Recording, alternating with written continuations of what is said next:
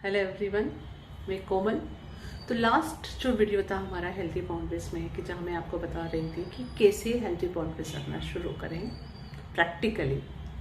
तो उसी में नेक्स्ट इन्फॉर्मेशन है ये कि जब हमें यह पता चल गए पहली स्टेप कि हमें क्या कहाँ पे किस लिमिट तक ओके फील होता है और कौन सी लिमिट है अगर जो क्रॉस होती है तो हमें ओके नहीं फील होता है। इसके बाद क्या होता है? इसके बाद जब आपको पता चल चुका है और आप प्रैक्टिकली अप्लाई करना शुरू करते हो, सामने वाले को कैसे शुरू करते हैं? आपको एक्सप्रेस करना पड़ेगा खुद को क्लियरली कि मुझे पोलाइटली कर सकते हैं। ऐसा नहीं कि ज़रूरी नहीं कि आपको ब्लंट होके करने की ज़रूरत है। अच्छे शब्दों का इस्तेमाल करके आप बता सकते हो सामने वाले इंसान को कि आपको कैसा फील हो रहा है। तो आपको एक्सप्रेस तो करना पड़ेगा। जब तक आप एक्सप्रेस नहीं करोगे, आप आपके लिए डिसीजन नहीं लोगे, फिर नेक्स्ट पर्सन ले लेगा। अंडरस्टैंड? तो आपको एक्सप्रेस तो करना पड़ेगा। पोलाइट शब्दों में आप एक्सप्रेस कर सकते हैं। और इसकी शुरुआत के लिए ना आप हमेशा, अगर जैसे किसी को आप हेल्दी बाउंड्री सिखा रहे हो कि भाई मेरे साथ ऐसे रहो, ऐसे मत रहो, अगर आप डायरेक्टली उससे ऐसे बोलोगे ना, यार तुम ऐसा मत करो, तुम वो मत करो, तो यहाँ पे हम क्या बोलते हैं उन्हें? हम उन्हें बोल रहे हैं कि तुम चेंज हो, तुम चेंज हो, तुम चेंज हो। ठीक है? तो ऑफकोर्स ये वर्क नहीं करेगा। तो यहाँ कैसे रखना चाहिए? आई फील से रखो कि मुझे ऐसा फील हो रहा है कि अगर आप ये करोगे तो मुझे ऐसा महसूस होगा। फॉर एग्जाम्पल, मुझे ये फील होता है कि अगर आप जोर से जब बात करते हो ना, मैं बहुत डर जाती हूँ। क्या हो सकता है आप थोड़ा धीरे बात करो, है ना? पोलाइटली यहाँ पे आपने अपनी हेल्दी बाउंड्रीज बता भी दी और बहुत पोलाइटली बता दी कि अगले इंसान को कैसा रखना है, क्या नहीं चलेगा आपको। उसी तरह से आप बोल सकते हैं कि मुझे ना बहुत थकान महसूस हो रही है, मैं यह काम बचा हुआ कुछ मिनट्स के बाद कर सकती हूँ। तो अगर कोई इंसान से काम करने के लिए कुछ पूछ रहा था तो आपको से ये भी बता दिया कि आप अभी नहीं करने वाले हो। That person has to keep some patience now, right? पर आपने रफली नहीं बोला, ब्लंटली नहीं बोला, प्यार से बता दिया। अंडरस्टैंड? तो इसी तरह से आप हर चीज़ कन्वे कर सकते हो। एक चीज़ जैसे बहुत होती है, जैसे मुझे होता है कि जब हम हीलिंग इस फील्ड में हो, स्पिरिचुअलिटी के फील्ड में हो, तो नो बोलना कई बार मुश्किल फील होता था।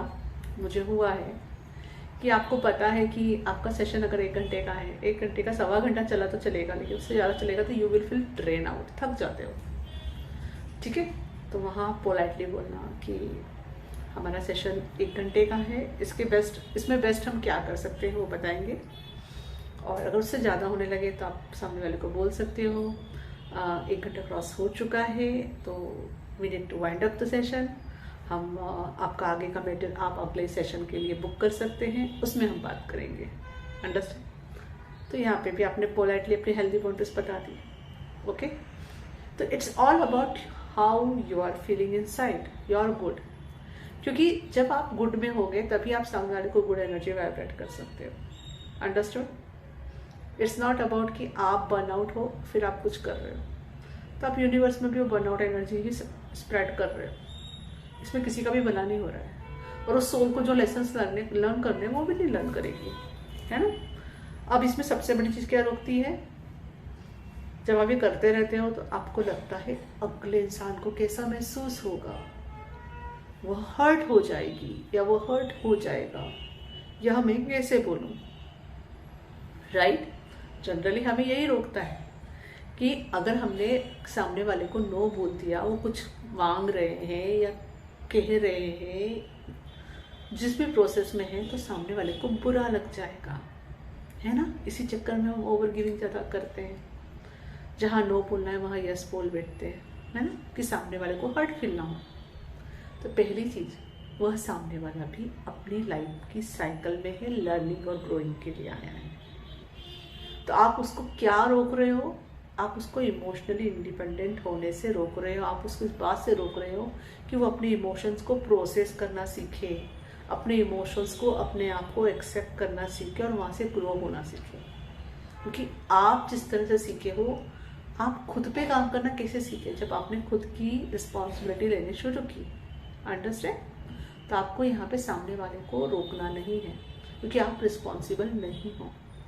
आप रिस्पॉन्सिबल हो आपकी चॉइसेस के लिए। अंडरस्टूड? तो इसमें गिल्ट फील करने की बिल्कुल आवश्यकता नहीं है। तो कभी आपको ऐसा फील होता है कि भाई सामने वाले को कैसा महसूस होगा, आप नो बोलोगे तो बुरा लगेगा, तो वहाँ सबसे पहले खुद को देखो। अगर आप यस बोलोगे तो आपको कैसा लगेगा? आपकी चॉइस सबसे पहले आपकी रिस्पॉन्सिबिलिटी है। प्रायोरिटी की जो लिस्ट होती है उसमें सबसे पहले गॉड आते हैं, उसके बाद आप खुद आते हो। ठीक है? तो पहले आपका अपना देखना ज़रूरी है यहाँ पे, बिना गिल्ट फील किए कि आपको कैसा लगेगा। अगर आपको अच्छा नहीं लगता है तो फिर आपको वहाँ नो बोलना होगा। उसके बाद अगले इंसान को हो सकता है, कई बार सिर्फ प्रोजेक्शन होता है, अगला इंसान पूरे अंडरस्टैंडिंग के साथ समझ लेगा।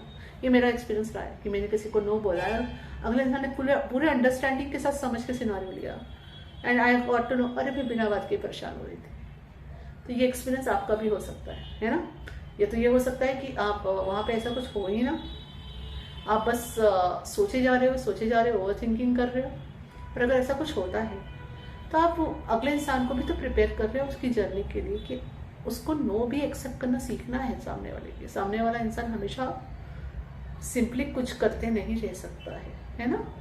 तो दैट पर्सन विल लर्न अपने आप को पूरा स्वीकार करना, सेल्फ लव करना, है ना, अपने इमोशंस को एक्सेप्ट करना।